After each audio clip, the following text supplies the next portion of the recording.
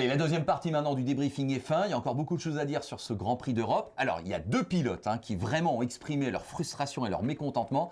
C'est Schumacher et Alonso. T'as envie de commencer par qui?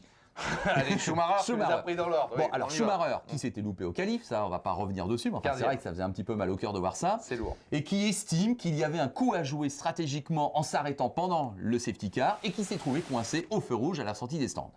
Alors, du côté de la FIA, on dit, attendez, non, le petit train était en train de passer, et chez Mercedes, on dit, mais pas du tout, le petit train n'était pas encore vraiment formé, il y avait la place de s'insérer au milieu. Bon, qu'est-ce que tu en as pensé, qu'est-ce que tu en penses? Une nouvelle fois, question d'interprétation. Là, c'est pareil, du côté de Brown et du côté de Mercedes, on a estimé que le train des voitures derrière le safety car, c'est à ça que tu fais allusion, n'était pas formé, donc auquel cas, c'est pour ça qu'on interdit la sortie des stands, pour pas qu'un pilote, évidemment, vienne faire irruption quelque part au milieu de la file, ce qui est normal.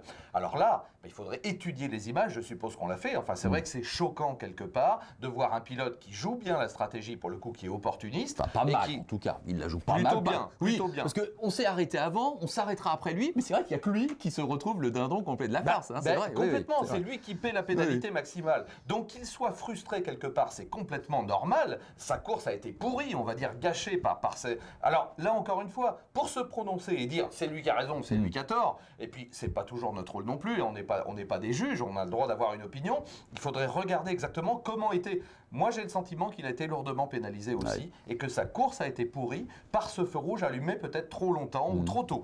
Voilà. Donc, probablement, il a raison d'être mécontent et de considérer que c'est ça qui a pourri sa course. Voilà. Bon. Alors, Alonso maintenant, Calimero pilote, GG, Dame GTA se sont exprimés sur le forum.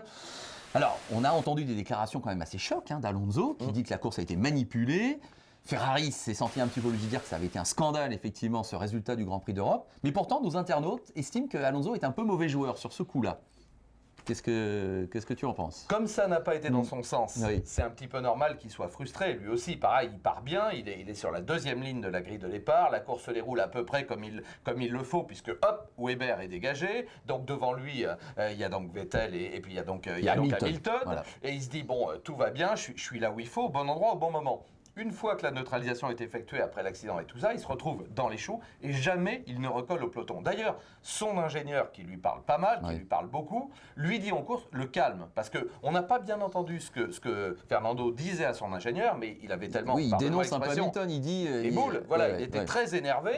En plus, dans le cours, il lui dit, attends, fais ton boulot, on verra plus tard. Fais ton boulot, conduis bien. Fais pas de bêtises, amène l'auto et on verra plus tard, parce que justement, on sait qu'il y a des pénalités, qu'il y a un certain nombre de pilotes qui sont sous expertise du collège des commissaires, donc on se dit peut-être qu'il va y avoir des lourdes pénalités, peut-être qu'Alonso va remonter pour le coup. Ça n'est pas le cas. Je comprends la frustration d'Alonso, qui est abattant de surcroît devant son public, rappelons-le une nouvelle fois, avec une Ferrari bien qualifiée. Bah oui, c'est clair que quand on part, effectivement, aussi bien qu'on est troisième à un moment de la course et qu'on termine dans les choux avec 2 points minables, on a de quoi être très frustré et très mécontent. Oui, parce que maintenant, si on se met à sa place, c'est vrai, il est derrière Hamilton, il va faire le même nombre d'arrêts au stand que lui, mais il y en a un qui va terminer deuxième et l'autre qui va terminer dans les choux. On s'est peut-être loupé au niveau des arrêts au stand aussi chez Ferrari, on a été moins performant, peut-être moins bon qu'on l'a été dans d'autres équipes, moins opportuniste, mais ça c'est la course.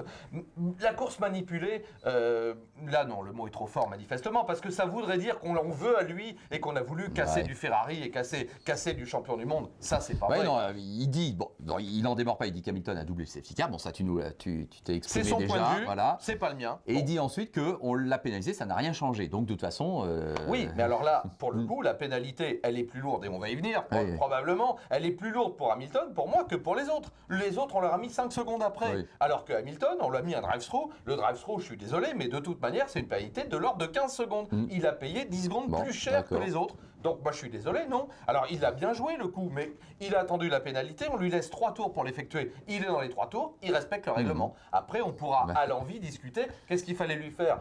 Mais bientôt, on va en arriver là si ça continue. On va imposer à un pilote de conduire 2 tours avec le bras derrière. Non, mais ça devient grotesque. Il y a un moment, il faut un tarif. Il faut, voilà, dans tel cas, telle sanction, et comme ça, c'est clair. Et moins on discute, mieux on se porte, et plus on parle de sport. Alors, vitesse excessive, sous drapeau jaune pour 9 pilotes qui sont pénalisés de 5 secondes après la course. Beaucoup disent, 5 secondes, c'est rien. La prochaine fois, bah oui, je ferai une vitesse excessive et je sais que j'aurai juste que 5 secondes de pénalité. Alors, encore une mesure... Je vais peser mes mots, je vais pas être grossier, où on n'y comprend rien. Voilà. Parce que là, alors c'est pareil, sur le dashboard, comme on dit, le tableau de bord, qui est déjà, t'as vu un peu, c'est l'arbre de Noël, hein, mais alors de toutes les couleurs. Le pilote, il est en pleine course, machin, au bout d'un moment, paf, ça s'allume. Alors il comprend qu'il y a un drapeau jaune, donc ou qu'il va y avoir un safety car. Bon là, ok.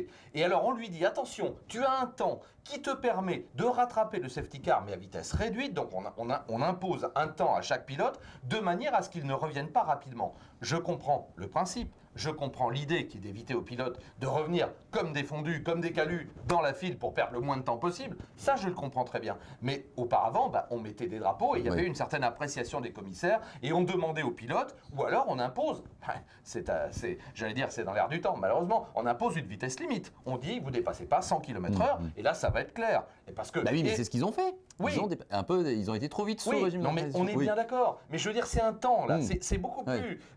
difficile à estimer que ça. C'est un temps, c'est pas une vitesse. Là, si tu enclenches, paf, safety car, boum, 100 km/h, tu enclenches un truc, comme 60 dans la ligne des stands, tu enclenches un bouton et tu sais que tu dépasseras pas les 100, puisque, à moins que, là encore une fois, le système soit mal réglé, mais c'est un autre débat. Mais bon, alors là, c'est simple, on va pénaliser parce que l'un a été à 101, l'autre a été à 102, bon, etc. Mais là, c'est trop complexe à gérer. La preuve, 9 pilotes pris en faute, c'est pas normal. Donc c'est que la réglementation est mauvaise.